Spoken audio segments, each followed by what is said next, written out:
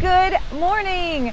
This is Katie Robinson Edwards, your Umlauf curator, coming to you live from the University of Texas at Austin campus, looking at the beautiful Texas State Capitol. And we have a two-part series, very special Facebook Live today. The next one is October 7th, so mark your calendars. And we're going to talk about Littlefield Fountain on campus. Fascinating story. And we have the best possible person with us to talk about it. I would like to introduce the writer, historian, and producer, John Bernardoni. He does so many things, it's hard for me to get them all in there. Please welcome Mr. John Bernardoni to help us talk about Littlefield. Well, I'm going to give you a little go horns. This is my university, actually. It's nice to see you all this morning. We're going to have a fabulous little interview and review of the unbelievably beautiful Littlefield Fountain on the South Mall of the UT campus, which was installed here in 1933 by one of the great sculptors of the world, Pompeo Capini. So Pompeo and Charles Umlauf are right there together in terms of being fabulous sculptors. There's a big story behind this Littlefield Fountain, which you're going to get to in a little bit.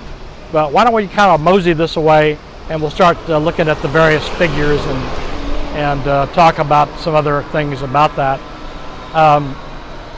Pompeo Capini moved, immigrated from Italy to New York in 1896, and in 1901, through a series of events, he became a U.S. citizen and moved to San Antonio. So in San Antonio, he spent 57 years mostly being a sculptor and an artist and living. He was a tremendous fan of Texas and San Antonio, an incredible historian in his own right. He loved the state, really loved it. So he had a very close relationship with UT since he was already in San Antonio back in the early part of the 20th century. So he was doing busts of wealthy people and statues of famous people and one thing else. So he was in that milieu. And along the way he met Major George Littlefield, and they began talking about a memorial of sorts. And of course the idea and the concept of that changed dramatically from when they started talking about it until this magnificent edifice.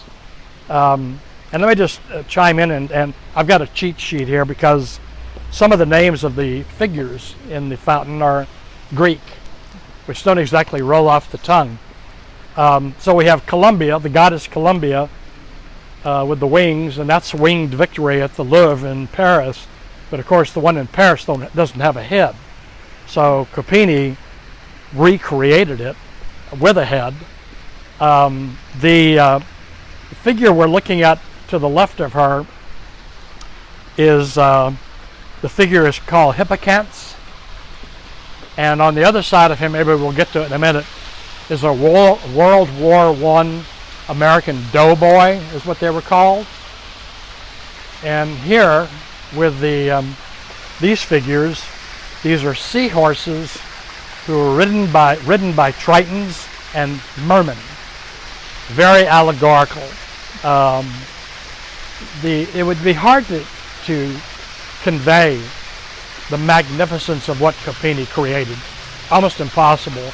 If you know anything about the process of creating statues in clay and plaster cast and bronzing, mind-blowing. And he was a very short man, like 5'6" or something. He must have had a lot of help.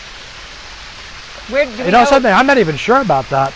There was one woman named, can't think of her name right this minute. Waldine Tausch? That's the one. Yep. Who was his like protege. So she was certainly there to help, but I mean, you're talking about lifting heavy clay on a scaffolding, which is what he was standing on to do some of these figures. I mean, we're talking about physical strength and endurance, besides the artistry. That's a lot like Charles Umlauf, who was famous for his enormous and very strong hands. They never knew each other. They would never have met or crossed paths because they're Umlauf's a little bit later. Well, one of the things we'd love to hear more about is the controversy about South Mall and this sculpture as well. And we have a couple of photographs to share. And John, I'll step over here and John can take us through that, who those people are. Well, the figure of the gentleman on the far left is Mr. Brackenridge, and the figure on the far right is Major George Littlefield.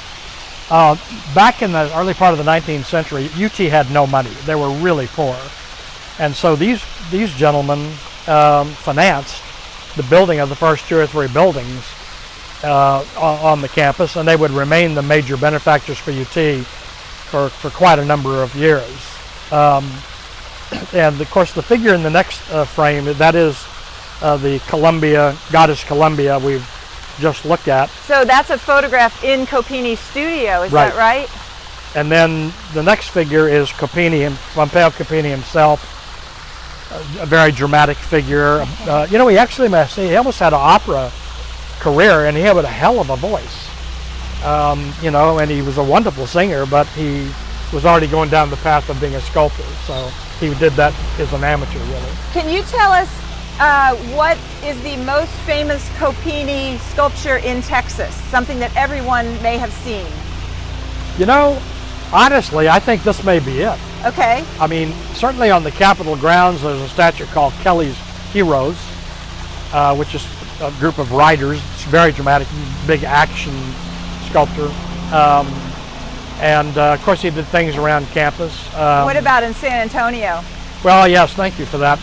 He did the cenotaph at the Alamo grounds in San Antonio. Now, 2 architects actually designed the main structure, but he did all the adornment. He did all the figures that were affixed and the bas relief. So if you're standing there, you're seeing all these figures that fought in the Alamo, James Bowie and Sam Houston and Stephen F. Austin and so forth and so on.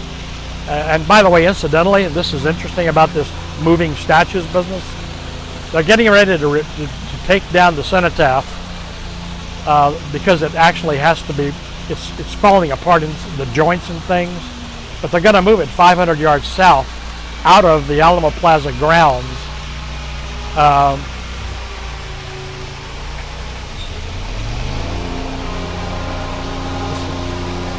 This is guerrilla theater. We're like doing a documentary. We had a little bit of interruption from this guy. It was very nice to stop mowing the lawn at UT while we were here. But I thought it would be cool to show people. I think you can see the tower that everybody knows at UT here that was built by the architect Paul Cray in the Beaux-Arts style. It was installed in 1932, right as we were getting ready for the Texas Centennial in 1936.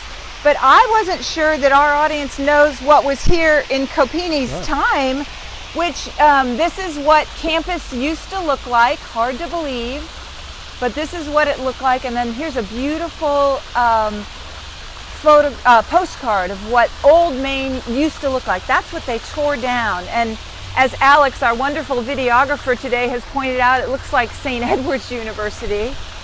And then, John, can you tell us, so they knocked that down in favor of the tower, and because this is part of this whole South Mall plan with Copini's Fountain as the entrance to the University of Texas.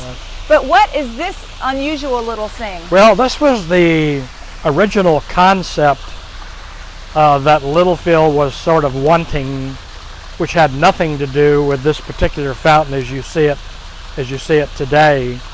And this is where the controversy comes in. So Major George Littlefield was in the Confederate Army, which a lot of people in the South were, particularly people of money. And as I say, he was a UT benefactor, and he wanted to do something literally to embellish is not the right word, to glorify, if you'll forgive me, the Confederacy. And so when he was talking to Copini about what he was thinking about, he wanted what he called a gateway, which would have been like a mini Arc de Triomphe, through which you would walk in the South Mall up to the Old Main, a major gateway, a major arch, and then around that would be figures and so forth of Confederate people. And Copini was talking to him when he was wanting this, and Copini did some sketches and so forth, and then he said to George Littlefield, "You cannot do this." He says, you're going to reawaken hatred and anger in people. We're not that far removed from the Civil War, 65 years, and he had to really lobby to get him to give it up, you know, and he finally relented, and UT was against it as well. He finally gave it up, and that's when Copini started to conceive of the Littlefield Fountain that you see here today. And this is an earlier version. This is a design by Copini, correct? Right. So you can see that he's kind of got one leg in and one leg out. You can see to the far left and far right there are 4 statues. And then whatever you call those Cenotaphs? Obelisks or whatever they are, yeah. Obelisks. So you could see that, he, like I say, he was half in the, you know, Littlefield idea and half in his idea, and then eventually, thank God, you know, Copini prevailed, and we have this beautiful allegorical Littlefield Fountain, which was dedicated to the heroes of World War I. This is a memorial to World War I. This is not a memorial to that other thing. And then we know that, I mean, I think a lot of people just from reading the newspapers and paying attention know that the Confederate statues on UT have been a subject of great controversy. And I brought a picture here of Woodrow Wilson when he was installed. This was a later addition to South Mall, but that is now gone. And then here, that's Mig from Vault Fine Arts Services. Here are some people from Vault taking down the sculpture of Jefferson Davis, and then they actually, because there was so much controversy, they actually had to work late at night to remove all of the Confederate statues. So that picture's dark because they're working late at night. Very responsible group of art movers UT hired to move these and put them in a safe place somewhere at the Briscoe Center. Yeah, and they really did a beautiful job of installing this inside the Briscoe Center. There's a big plaque that talks contextually about how these things all fit together. Which is really very well helpful, done. Yeah. as they should be, to explain it to people. Yeah. So next week we are actually going to do a deep dive into some of the figures here, and we'll have more images for you as well. Did you want to say anything in closing, or give a teaser maybe about something else? You know, there's a tremendous irony here. Here we have Pompeo Copini, born in Italy, immigrating to the United States 1896, moves on to San Antonio in 1901, becomes friends with UT, becomes friends with the benefactors and Major George Littlefield. Here we have this guy who's coming in, how many? 87 years ago, to basically say you cannot do this kind of stuff. In other words, Copini had a conscience, and he understood that there was no way that they could aggrandize the Civil War and the Confederacy, period. And he came up with this on his own 87 years ago. And here we are today with people sort of following in his footsteps, if you will. But it's also 87 years later, which is a little sad, if you'll forgive me for saying so. Yeah, feels like a long time. But here we are, and we have this magnificent edifice that's been here since 1933, and it's such an important, to me, it's the most important work on this whole campus. I always wonder how many people go by this and realize that they are walking by mermen on a daily basis. So only if they were born in the 60s. That's right, exactly. So we will do a deep dive into the fountain on October 7th. We're keeping our social distance, but please make sure to mark your calendars, 9 a.m. October 7th. We're going to tell you much more.